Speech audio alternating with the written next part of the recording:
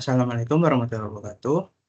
Saya Barnaba Ahmad dengan NIM 240601221300173 akan mempresentasikan tentang tugas besar uji perangkat lunak tentang Cafe POS.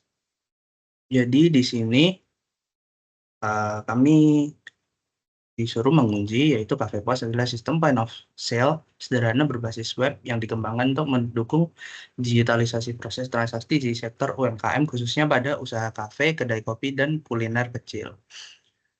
Di sini ada fungsinya pencatatan transaksi, manajemen stok, dan penyusunan laporan penjualan harian. Kemudian di sini ada SRS, eh, ada sebanyak 15 SRS yang mencakup semua kebutuhan tadi. Di sini ada SRS Cafe POS 01, yaitu sistem menyediakan fitur bagi admin untuk menambahkan akun kasir. Kemudian Cafe POS 002, admin untuk mengedit akun kasir yang telah ada.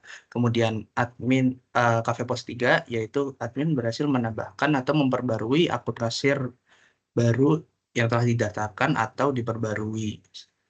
Kemudian Cafe POS 4, sistem menyediakan kemampuan admin untuk menghapus akun kasir yang telah ada. Kemudian Cafe POS 5, setelah akun dihapus, kasir yang bersangkutan tidak dapat mengakses lagi data sistem karena kredensialnya tidak dikenali lagi oleh sistem. Kemudian Cafe POS 6, sistem memberikan fitur kepada admin untuk menambahkan produk baru ke dalam sistem. Yang harus dimasukkan yaitu adalah nama produk, harga, dan jumlah stok yang tersedia pada saat itu. Kemudian Cafe POS 07, produk yang ditambahkan secara otomatis muncul pada data produk dan dapat dijualkan oleh kasir. Kemudian Cafe POS 8, sistem harus memungkinkan kasir untuk melihat daftar produk yang tersedia dalam sistem. Daftar ini menampilkan nama, harga, dan jumlah stok yang tersedia. Kemudian Cafe POS 9, sistem harus menyediakan fitur bagi kasir untuk menambahkan produk ke keranjang belanja untuk dijadikan sebuah transaksi atau order. Kemudian Cafe POS 10, sistem memungkinkan kasir untuk menyelesaikan proses transaksi melalui fitur checkout. Dalam proses ini, kasir dapat melihat total harga seluruh produk dan checkout tersebut dapat di-print menjadi PDF dalam kasus ini. Kemudian Cafe POS 11, kasir dapat melakukan pencetakan struk tadi setelah di checkout. Kemudian Cafe POS 11, sistem secara otomatis memperbarui stok produk setelah transaksi dilakukan atau checkout dilakukan. Kemudian Cafe POS 13, sistem menyediakan laporan transaksi yang telah dilakukan oleh kasir dapat diakses di data transaksi. Kemudian Cafe POS 14, sistem harus memiliki mekanisme autentikasi login bagi admin dan kasir agar admin dapat mengakses halaman khusus untuk admin dan kasir hanya dapat mengakses halaman khusus untuk kasir. Kemudian Cafe POS 15, setelah pengguna login akan diarahkan ke dashboard masing-masing role. Kemudian di sini ada kebutuhan non fungsional, ada satu yaitu kecepatan sistem dapat memproses waktu kurang dari 200 milisecond pada beban normal, yaitu kurang dari sama dengan 100 user. Kemudian Cafe POS 2, yaitu hanya admin yang dapat mengelola akun kasir. Kasir tidak dapat mengedit profil sendiri. Kemudian ini ada Cafe POS 3, sistem ditambah instansi server. Sistem dapat ditambahkan server untuk mendukung lebih banyak kasir tanpa gangguan sistem. Kemudian di sini ada Cafe POS 4, antarmuka harus intuitif agar dapat dipelajari dengan mudah. Kemudian Cafe POS 5 dapat berjalan di browser modern seperti Chrome, Edge, Firefox, dan lain-lain. Kemudian di sini ruang lingkup pengujian. Di sini fitur yang diuji seperti tadi ada 15 fitur, ditambah non-fungsionalnya ada 5, berarti ada 20. Ada 18 fitur yang diuji. Ini yang tidak diuji yaitu Cafe POS 3 dan Cafe POS 4. Karena Cafe POS 3 membutuhkan server yang tidak tersedia dalam lingkungan sekarang. Kemudian Cafe POS 4, tingkat keintuitifan antar muka bersifat subjektif. Dan di sini saya Barnaba Ahmad bertanggung jawab untuk melakukan unit testing pada modul order dan melakukan integration testing pada modul order, sistem testing pada simulasi lengkap admin dan kasir, kemudian melakukan review pada testing modul user, integration testing modul user, dan sistem testing simulasi lengkap. Peran admin melakukan root product. Dan di sini ada jenis-jenis pengujiannya, yaitu pengujian fungsional, pengujian performa, dan pengujian kompatibilitas. Di sini saya menggunakan perangkat dengan spesifikasi seperti berikut.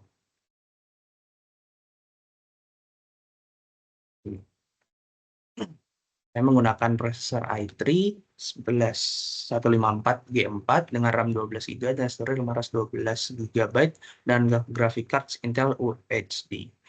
Itu perangkat kerasnya. Untuk perangkat lunaknya saya menggunakan Windows 11 dan PHP 8.2.12, kemudian web servernya menggunakan SAM dan database menggunakan SQLite dan menggunakan browser Google Chrome, kemudian IDE-nya menggunakan VS Code.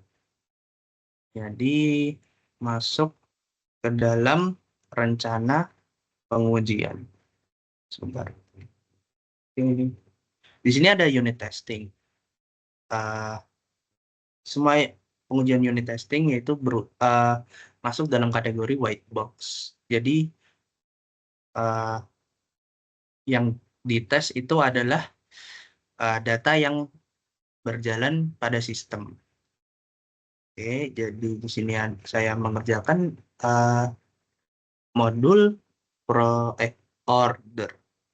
Di sini saya testing fungsi get all, fungsi all, add item yang gagal, kemudian delete order.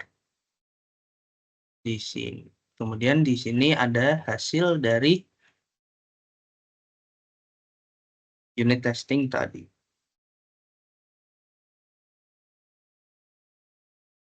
Oh, sudah lewat. Nah, di sini adalah hasil dari testing dari fungsi get all, yaitu mengembalikan daftar semua order dengan join yang benar. Langkah-langkahnya adalah siapkan database, kemudian panggil fungsi order get all dengan ID 2, karena ID 1 adalah admin, ID 2 adalah kasir. Kemudian 3, yaitu verifikasi hasil yang dikembalikan adalah semua data transaksi yang dilaksanakan oleh kasir tersebut. Di sini inputannya 0 karena tidak ada yang diinput. Kemudian yang dikeluarkan adalah array berisi data transaksi yang pernah dilakukan. Di sini hasil inputnya yaitu sebuah array, di sini dengan indeks 0, terdapat order ID yaitu 2, kemudian dibuat pada tanggal 2025, sini tertera, kemudian kasirnya dengan nama kasir 1, product name yaitu teh, quantity berapa banyaknya, kemudian price-nya itu 10.000. Karena berhasil, jadi tes tersebut diterima.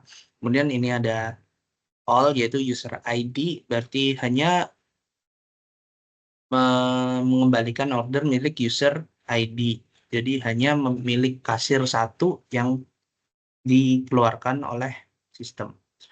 Dari sini masukannya 0 karena tidak memerlukan masukan apa-apa. Kemudian sama outputnya sama, yaitu array yang berisi data transaksi yang pernah dilakukan, tapi hanya yang pernah dilakukan oleh user dengan ID tersebut. Di sini ada outputnya. Kemudian karena berhasil, tes tersebut diterima. Kemudian di sini ada add item, yaitu menambahkan item ke dalam keranjang untuk dilakukan transaksi. Jadi di sini memanggil order item, yaitu ada items dan user ID. Kemudian Di sini masukannya yaitu user ID 1 dan items, yaitu produk ID-nya di modul produk, kemudian berapa banyak dalam kuantitinya. Hasil yang diharapkan yaitu produk berhasil ditambahkan ke order. Di sini dari output testingnya saya menggunakan PHP unit sebelumnya. Uh, di sini order add item di hasilnya itu status sukses, ordernya ID-nya 13. Karena sukses berarti tes tersebut diterima. Kemudian jika ini ada add item dengan hasil gagal yaitu stok kurang, maka akan menampilkan pesan error yaitu stok kosong dan produk tidak ditambahkan ke order. Di sini itu ada itemsnya, di sini 0 itu berarti quantity, dan produk ID-nya. Ini hasil yang diharapkan tentu saja produk tidak ditambahkan ke order.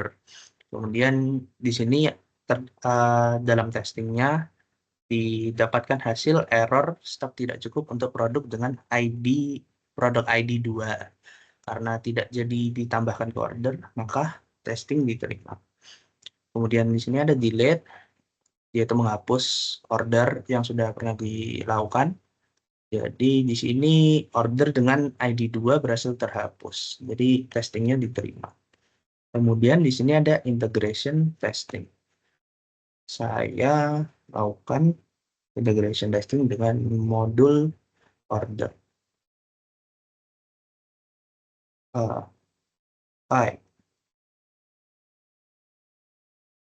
Oke, di sini saya mulai itu di UPL IT 012 itu memastikan admin dapat melihat semua data transaksi yang telah dibuat oleh semua kasir. Langkah-langkahnya yaitu login admin, kemudian menu laporan dan verifikasi tabel bahwa transaksi yang tampil adalah transaksi yang dibuat oleh kasir dari sistem. Di sini ada langkah-langkahnya. Di sini hasil yang diharapkan. Kemudian ini adalah hasil dari testingnya. Karena hasilnya sama, hasilnya seperti yang diharapkan, maka testing diterima. Kemudian ini memastikan kasir hanya dapat melihat transaksi yang dibuat oleh dirinya sendiri dan tidak dibuat oleh kasir lain. Misalkan kasir 1 membuat transaksi, maka kasir 2 tidak bisa melihat transaksi yang dibuat oleh kasir 1 di halaman kasir 2. Di sini ada langkah-langkahnya. Kemudian di sini hasil yang diharapkan adalah data transaksi yang muncul adalah data transaksi oleh kasir sendiri. Kemudian ini adalah hasil yang didapatkan dari testing karena sama atau memenuhi, maka testing tersebut diterima. Kemudian di sini ada menguji apakah setelah kasir melakukan check out stroke yang tercetak. Karena tadi ada fitur berupa cetak stroke, maka itu juga harus diuji. Di sini ada langkah-langkahnya. Di sini hal yang diharapkan yaitu muncul window berupa prompt untuk mendownload stroke pembelian. Kemudian di sini hasil yang terjadi saat di testing yaitu sama, yaitu muncul prompt window berupa download stroke pembelian, maka itu diterima. Kemudian memastikan data yang dalam stroke sama dengan data yang dimasukkan oleh kasir. Jadi di sini kita mencatat data yang dimasukkan oleh kasir, yaitu apa, misalkan kopi 1 dengan harga berapa, kemudian dicocokkan dengan stroke yang ditampilkan saat check out. Dan di sini pada saat testing, hasil yang diharapkan terpenuhi, jadi tes case tersebut diterima. Dan ini memastikan check out tidak bisa dilakukan ketika tidak ada produk yang ditambahkan. Jadi ketika tidak ada produk yang ditambahkan, maka keranjang kosong akan mengeluarkan alert yaitu berupa notifikasi keranjang kosong dan transaksi tidak dilakukan. Hal tersebut terjadi juga pada testing, jadi tes tersebut diterima. Kemudian di sini ada sistem testing. Saya melakukan simulasi lengkap peran simulasi lengkap admin dan kasir. Jadi di sini admin login, kemudian nambah produk, kemudian admin logout, kemudian kasir masuk, kemudian kasir melakukan transaksi, kemudian kasir mencetak laporan, mencetak struk. Ini ada langkah-langkahnya. Di sini adalah hasil yang diharapkan, dan di sini adalah hasil dari testing yang telah dilakukan. Karena memenuhi hasil yang diharapkan, maka tes tersebut diterima. Dalam integration testing dan sistem testing, dua tes tersebut merupakan masuk ke dalam jenis black box testing. Oke, ini ada modulnya dan deskripsi pengujian. Oke, dan rekomendasi. Berdasarkan hasil pengujian yang dilaksanakan, tim menemukan beberapa bug. Nah, dalam kasus ini modul yang terdapat bug yaitu modul user, dan modul produk. Bugnya adalah pada add user ketika password kosong atau username kosong, akun tetap dapat dibuat. Jadi rekomendasinya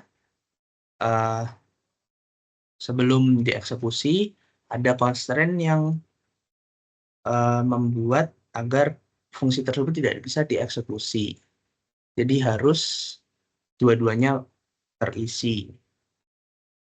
Kemudian di produk, ditemukan bug di mana ketika menambahkan produk, baik ketika nama produk atau harga atau stok kosong, produk masih dapat ditambahkan ke database. Jadi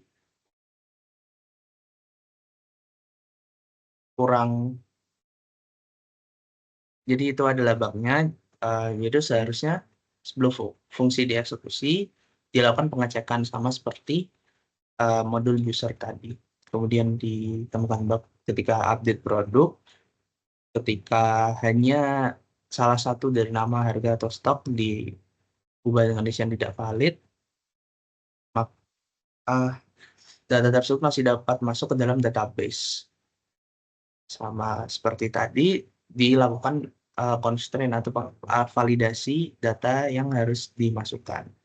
Kemudian di sini ada ketika menghapus produk yang sudah dimasukkan pada data transaksi, fungsi masih bisa tetap dieksekusi dan produk yang dihapus pada database yang memilikinya. Jika transaksi, harusnya ditemukan bug ketika menghapus produk yang sudah dimasukkan pada satu transaksi. Semua tetap dieksekusi dan produk dihapus pada database yang pada transaksi yang memilikinya. Ketika produk sudah ditransaksi, pada transaksi tersebut produk tetap terhapus. Seharusnya ditambahkan validasi di backend sebelum fungsi menghapus produk untuk mengecek apakah ID produk ada di dalam tabel order details atau tidak. Jika ada, maka dibatalkan fungsinya dan memberikan pesan error. Alternatif lain adalah mengimplementasikan soft delete, jadi